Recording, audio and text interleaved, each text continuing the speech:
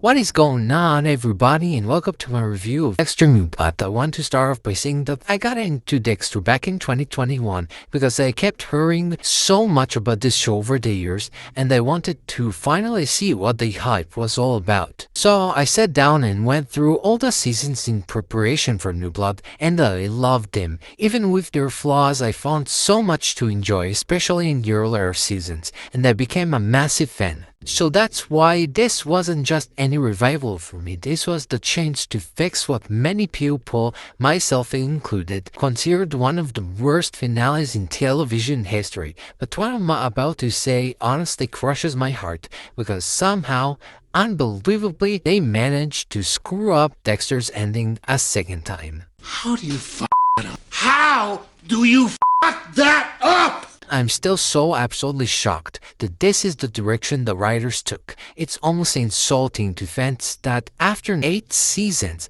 after that infamous season 8 finale, they promised us something different, something satisfying, and yet we ended up with someone that was just as bad, maybe even worse. Tomorrow we're getting Dexter and Resurrection episode 10, and I can only hope it redeems this story, because if New Blood was truly the ending, all I can say is...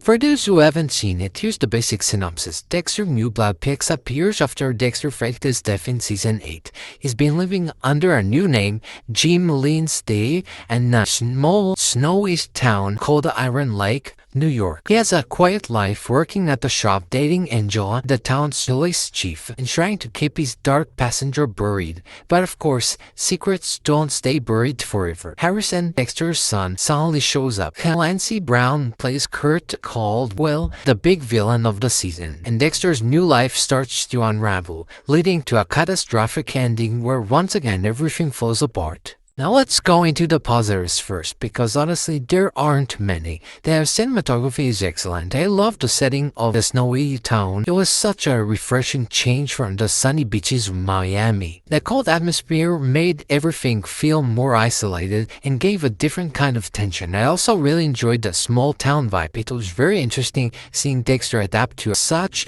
a different environment. And my last positive, yes, my last one, is that I really enjoyed the first episode. The premiere did a great job of setting up the tone. It had fun little references and subtle jokes about the earlier seasons, and it genuinely felt like we were going back into this world with care. For that one episode, I thought, wow, they're actually going to pull this off. But sadly, that feeling didn't last. Because now we have to get into the negatives, and there are a lot. First off, let's talk about Clancy Brown's villain. Clancy Brown is a phenomenal actor. Whether it's Highlander, The Shawshank Redemption, or even his voice work, this man has talent. And the idea behind Kurt Caldwell could have been excellent. A powerful small-town guy with this disturbing habit of kidnapping women, putting them in a creepy cell, and then hunting them down. That's chilling in concept, but the way they wrote him here was disappointing. He ends up being uninteresting, underdeveloped, and ultimately forgettable compared to Dexter's iconic past villains like Trinity. Side characters also suck so bad. They're all just so boring across the board. Angela, Dexter's girlfriend and the police chief, starts off strong. She seems like she could become an intriguing and layered character,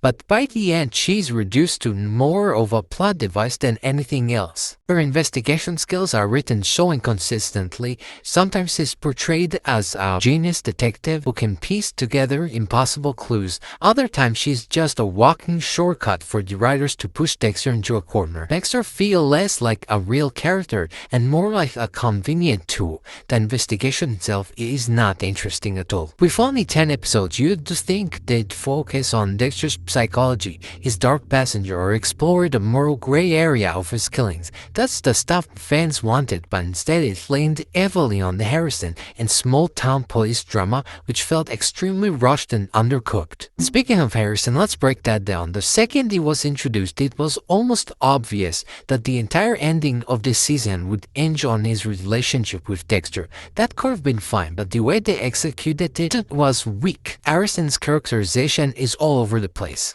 One moment he's a troubled, edgy teen with a dark side of his own, and the next moment he's written as Dexter's pure moral opposite. There's no build-up, no real arc that earns that shift. So when the finale comes and Harrison ends up killing Dexter, it feels forced, rushed, and absolutely unearned. It's as if the writers wanted that shocking ending no matter what, and they didn't care if it actually made sense with the characters. Deb's return as Dexter's ghost could have been a brilliant new angle. Jennifer Carpenter is a fantastic actress, and the idea of Deb taking on the role of Dexter's conscience, replacing Harry from the earlier seasons, was genius in theory, but in practice it falls completely flat. She ends up repeating the same lines over and over, offering nothing new to the table, and becoming more annoying than impactful. It's such a waste of potential. The cameos and callbacks to the earlier seasons also feel incredibly shallow. Rather than digging into the rich lore of the show and honoring what came before, it felt like surface level fan service. A little nod here, a little wink there, but nothing with real weight. And now let's talk about the biggest negative of all, the ending. You're breaking my heart. You're going down a path I can't follow. Once again, the writers proved they don't know how to end Dexter's story. Just like the original finale, this revival ends on an extremely abysmal note. Dexter dies at the hands of Harrison in what's supposed to be this poetic, full circle moment, but instead it comes across as rushed, unsatisfying, and straight up insulting. The show had 10 episodes to build up to something meaningful, and yet it feels like they sprinted to the finish line with no regard for logic or payoff. As a fan, I felt completely cheated. We waited almost a decade for Dexter's return, and this is what we got. What did you do? What did you do? So overall, I really didn't like this revival. The setting was nice, the cinematography was strong, the first episode gave me hope, but everything after that fell apart fast. The villain was wasted, the side characters were boring, Harrison was inconsistent, Deb's ghost was underused, and the ending was the nail in the coffin. Dexter New Blood had the chance to redeem this franchise, but instead it delivered another colossal disappointment. If this had been the final word in Dexter, I would have been crushed. Thankfully, we have Dexter Resurrection on the horizon, and I'm just praying that this time they stick the landing. As it stands, Dexter New Blood gets a 3 out of 10 from me.